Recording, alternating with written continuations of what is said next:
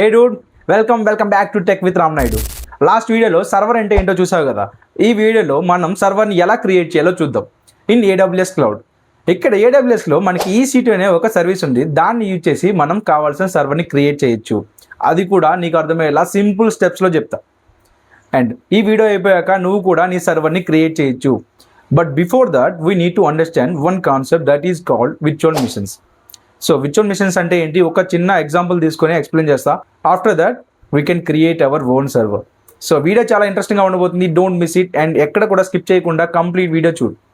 ఎందుకు late, let's start the video. What is virtual machines? Virtual machine అంటే ఏం లేదు, సింపుల్. మనం ఏదైతే రెగ్యులర్గా యూజ్ చేసే ఫిజికల్ సర్వర్స్ ఉన్నాయో అందులో ఏదైతే వర్క్ చేయగలుగుతున్నామో, like application deployment, server maintenance, database maintenance, వీటన్నిటిని కూడా మనం విర్చువల్ మిషన్స్లో కూడా చేయొచ్చు. బట్ ద థింగ్ ఈజ్, ఇక్కడ ఫిజికల్ సర్వర్ని మనం మెయింటైన్ చేయాలి. దాని పవర్ సప్లై కానీ మెయింటెనెన్స్ కానీ ప్రతిదీ కూడా మనమే చూసుకోవాలి.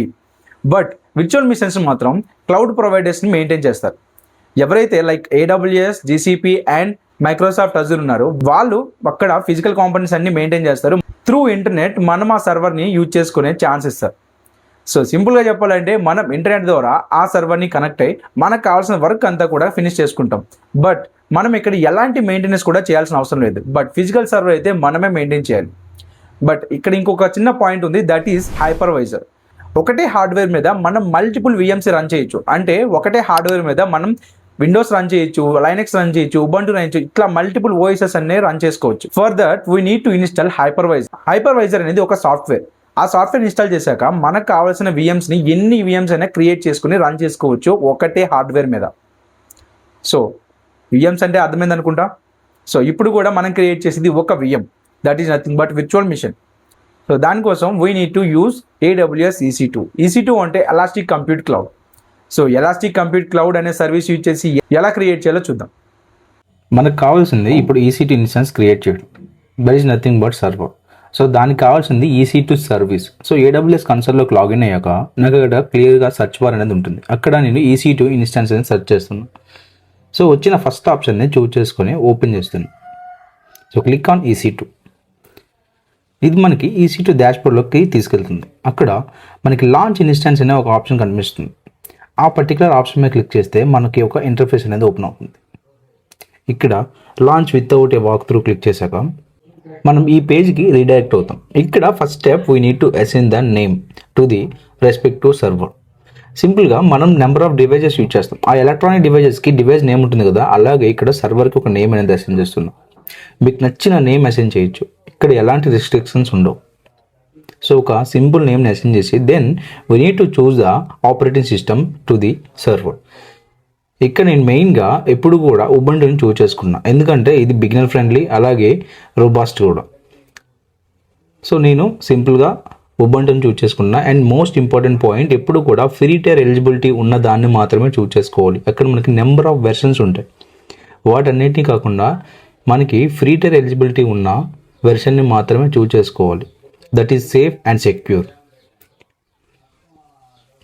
అండ్ ఇక్కడ చూస్తే మనకి AMI ID అవన్నీ కూడా డిస్ప్లే చేస్తుంది. Then next step we need to choose the instance type. ఇక్కడ ఇన్స్టెన్స్ టైప్ అంటే సింపుల్గా చెప్పాలంటే మనకి CPU.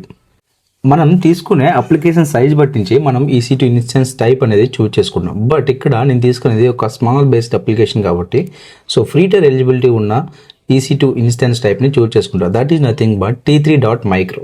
ఇక్కడ మీకు అబ్జర్వ్ చేస్తే ఇక్కడ నెంబర్ ఆఫ్ ఇన్స్టెన్స్ టైప్స్ అనేవి ఉంటాయి. Based on the project requirement they can choose. But ఇక్కడ మనకి ఫ్రీ టైర్ ఎలిజిబిలిటీ ఉన్న T3.micro అనేది it's more than enough.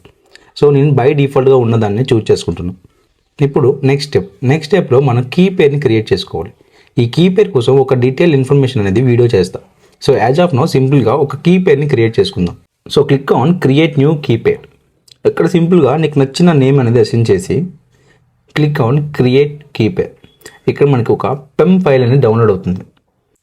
Download అయిన పెమ్ ఫైల్ని సేఫ్గా పెట్టుకో, ఎందుకంటే నెక్స్ట్ వీడియోలో దాన్ని యూజ్ చేసే మనం EC2 ఇన్స్టెన్స్కి కనెక్ట్ అవుతాం.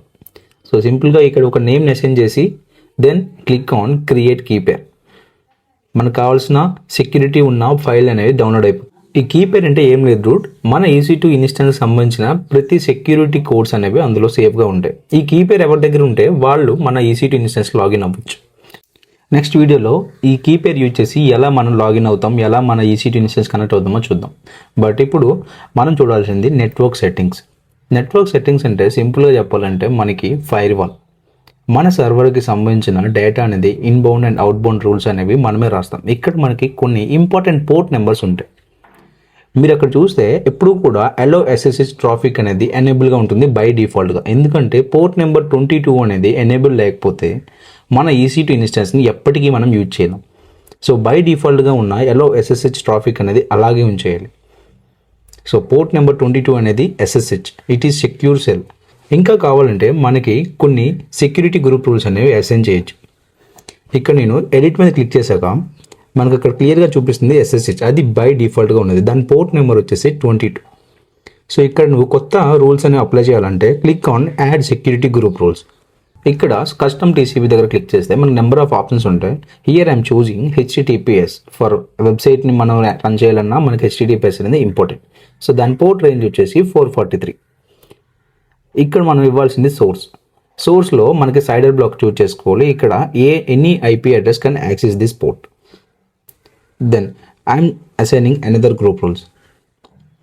Simply click on custom TCP and here I'm choosing HTTP port number వచ్చేసి 80. సో నేను ఇక్కడ కంప్లీట్గా 3 పోర్ట్ నెంబర్స్ అనేవి ఈ పర్టికులర్ ఈసీ2 ఇన్స్టెన్స్కి నేను అసైన్ చేస్తాను. సో సోర్స్ని కూడా యాజ్ యూజువల్గా ఫిట్ చేసుకున్నాం. Then it's looking like this.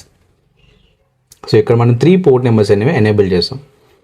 And next step we need to assign the storage. Already by డిఫాల్ట్గా మనకి 8 GB ఆఫ్ స్టోరేజ్ అనేది అసైన్ అయి ఉంటుంది. So it is more than enough. మనం తీసుకున్న అప్లికేషన్ బేస్ చేసుకుని మనం స్టోరేజ్ని అసైన్ చేస్తాం. ఈ స్టోరేజ్ అనేది ఇప్పటికి మనకి సరిపోతుంది. So then simply click on launch instance.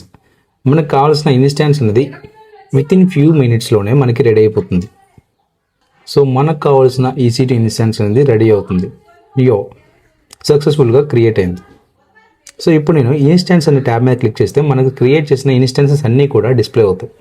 ఇక్కడ నేను క్రియేట్ చేసింది మై ఇన్స్టెన్స్ అనేది ఇప్పుడే నేను క్రియేట్ చేసిన ఇన్స్టెన్స్. సో అక్కడ స్టేట్ వచ్చేసి రన్నింగ్ అండ్ ఇన్స్టెన్స్ టైప్ అన్నీ కూడా డిస్ప్లే అవుతున్నాయి. ఇక్కడ నేను ఇన్స్టెన్స్ ఐడి మీద క్లిక్ చేస్తే it is like Instagram ID.